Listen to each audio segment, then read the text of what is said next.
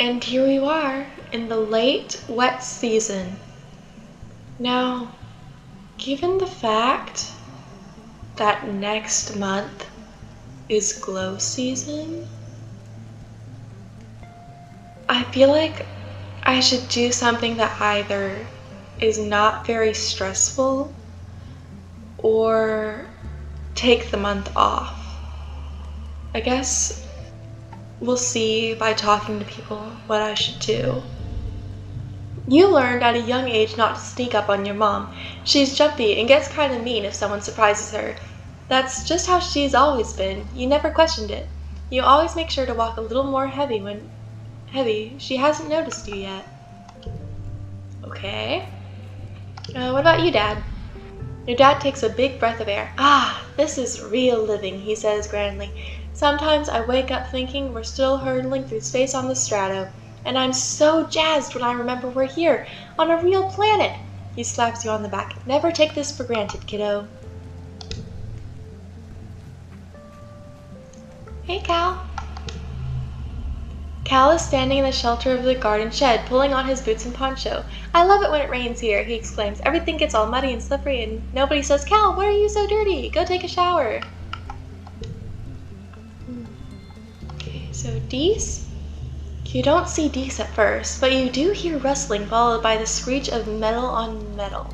After a few minutes of looking, you spot Dees placing large rocks in front of a piece of corrugated metal leaning against the wall. He stops and looks back at you. You didn't see anything, he says, going back to covering up his tracks. Okay then.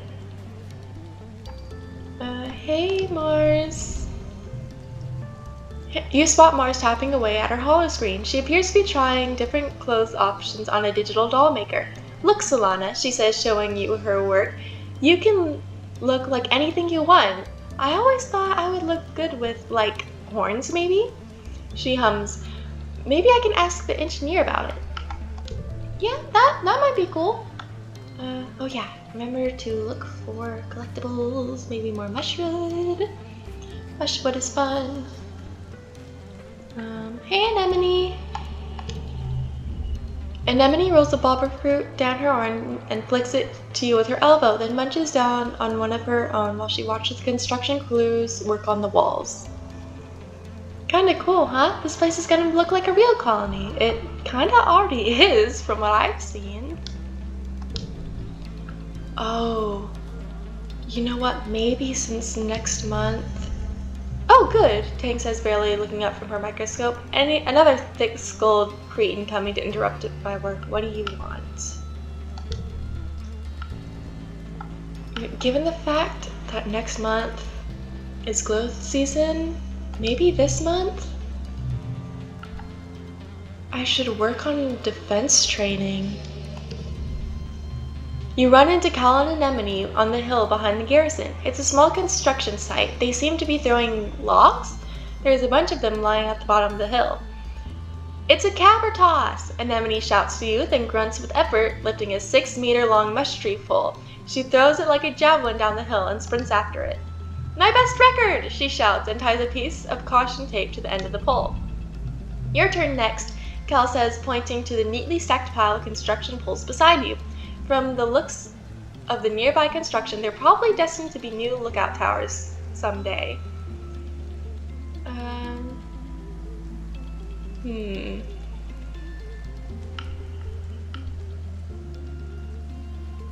Maybe we shouldn't, or I'll just watch first.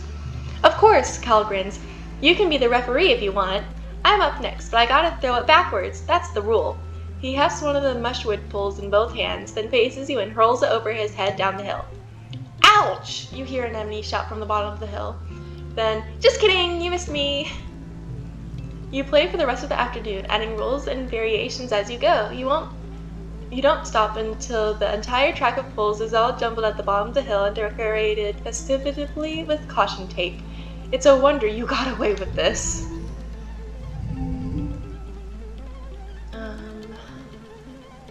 Let's see. 1, 2. 1, 2, 2? No. Okay. Then let's try switching these and 17. Okay.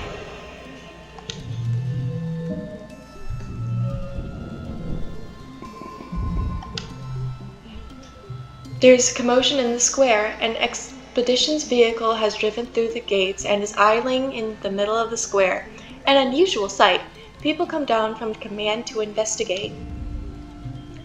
Utopia. So that's Utopia. Utopia gets out of the vehicle and trudges over to Uticott. After a brief conversation, you see Uticott gesture for people to unload the vehicle and clear the area. You stay out of the way to see what they're unloading. Oh. Oh no. It's a body. Chief Surveyor Tonan's body. Tammy's dad. Someone quickly covers him with a sheet, but not before the image of his torn open body is seared into your memory. However he died, it was violent and bloody. You feel your stomach cramp with nausea. What happened? Deese asks, coming over to crouch around the corner with you. You share that Uncle Tonan is dead. He stares through the sheet-covered body intensely, as if he could see through it. Did they say how? Maybe they'll tell us later. Deese frowns. No, they won't. They'll just tell us something happened, the same way a bunch of animals just happened to attack the colony. They don't want us to know about the monsters and other worse stuff. They want us to think everything is fine, but it's not. This planet isn't as nice as they say it is. He shakes his head. They hate that they can't control us. You and Deese watch the adults carry Uncle Tonan's body away. From the way he's practically vibrating, you can tell Deese wants to ask more questions about what happened. After a few awkward minutes, he sneaks away without saying anything, probably to try to take a look at the body. At least Tammy isn't around to see this, you think. At least they're together now, wherever people go when they die. You watch Utopia bend over to get a hug from Uticott, wiping her eyes as she finally cries. Uticott has never been the most comforting presence in your life, but it seems to help. Utopia will probably be the next chief surveyor. At 24, she'll be the youngest council member. She was only a toddler when the stratospheric left Earth. Apparently, her sharp eye and hoverbike flying skills are the best in expeditions. Learned Utopia. More?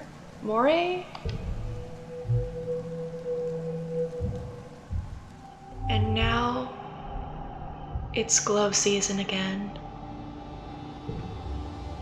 Oh boy.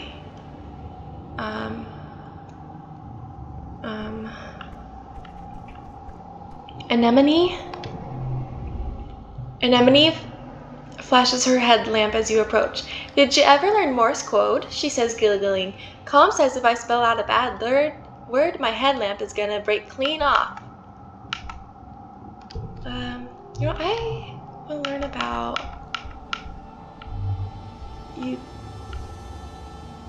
Uncle Tonan. Well, I did want to learn about Utopia. The young surveyor who loves speeding across the planet on her glider. The new chief surveyor after Uncle Tonan. Maybe we can find another crystal to replace the one we gave to Deese. And there one is. Hey, Deese. You find Deese illuminated by only the glow of his holoscreen. It's easier to read when it's dark, he explains. There's less glare. This is the best season. You know what? I can see why you would like glow season. Mom? Your mom gives you a stern look. Be careful, she warns. Now that we know for a fact that it isn't safe out here during glow, I won't have you venturing close to the walls. Stay where I can see you, close to the ship. Yeah, actually that is what I was gonna do this month, is relax in a lounge. It's nice to take some time off and chill after the stress of school and work. not to mention the toll of just living on this unpredictable planet. Looks like you're not the only one who needs some downtime. Some other kids are relaxing in the lounge. Guess we'll say hi? Okay, but you do stink, you hear Mars defend herself. It's not my fault that you can't tell. Maybe your nose stopped working, but the rest of us can smell it, and she waves her hand in front of her nose and makes a PU gesture, then turns to you. He smells awful, right, Solana?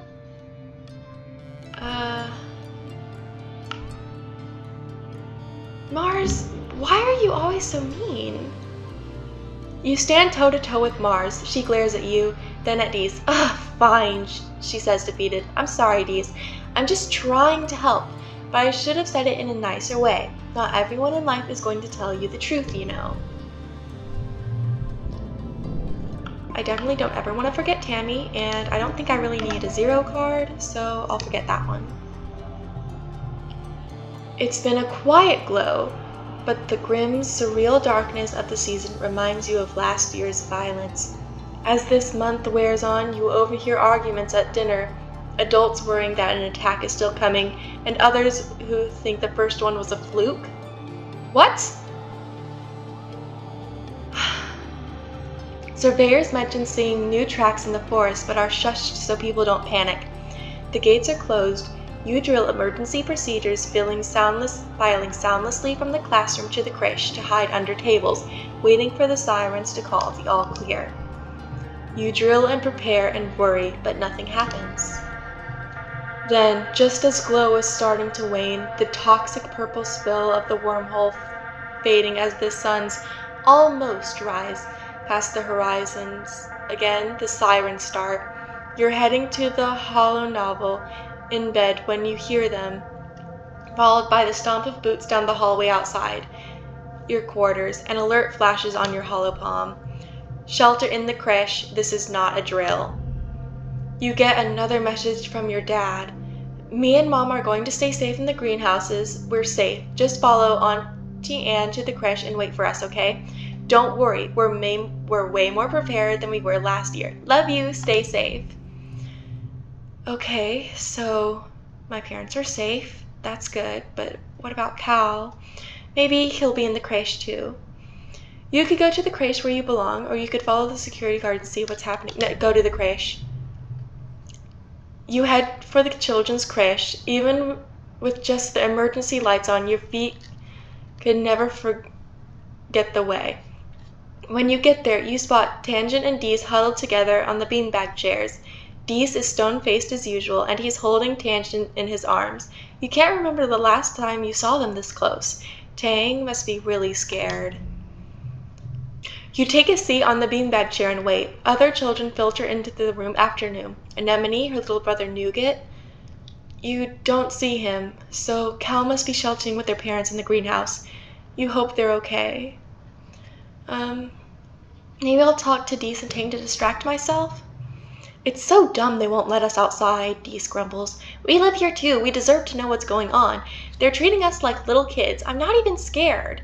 You search his face for signs that he's lying to sound cool, but his bad mood is sincere. Tang smacks his arm. Don't be ridiculous, she snaps. There's dangerous animals out there. Dees just shrugs. Nothing scares him. Okay. So our parents are okay.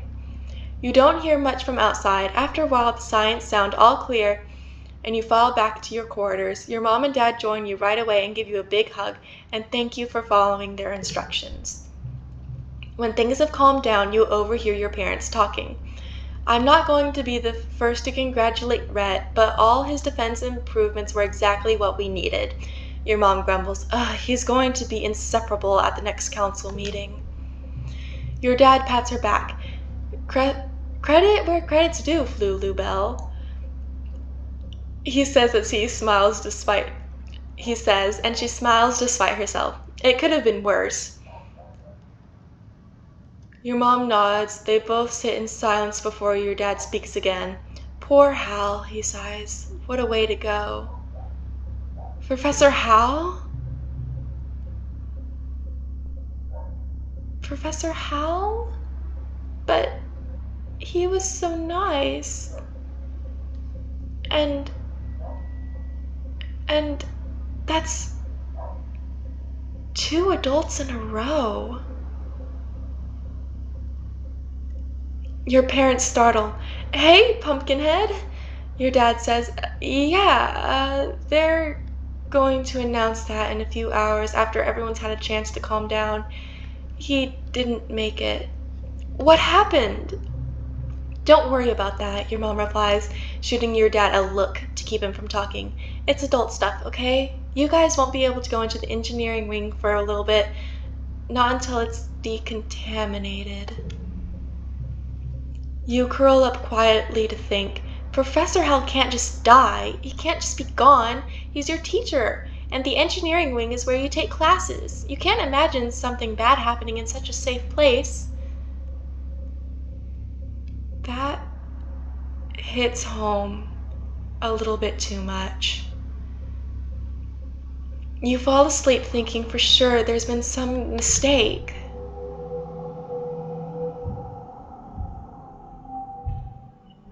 And, oh, we're 12 now. We gained persuasion, creativity, biology, toughness, combat animals, a little bit of reasoning. We have a heart and a half with Cal, and we've lost some with Mars. And we've gained new cards. Wow. I guess we'll have to figure out what to do with ourselves next time.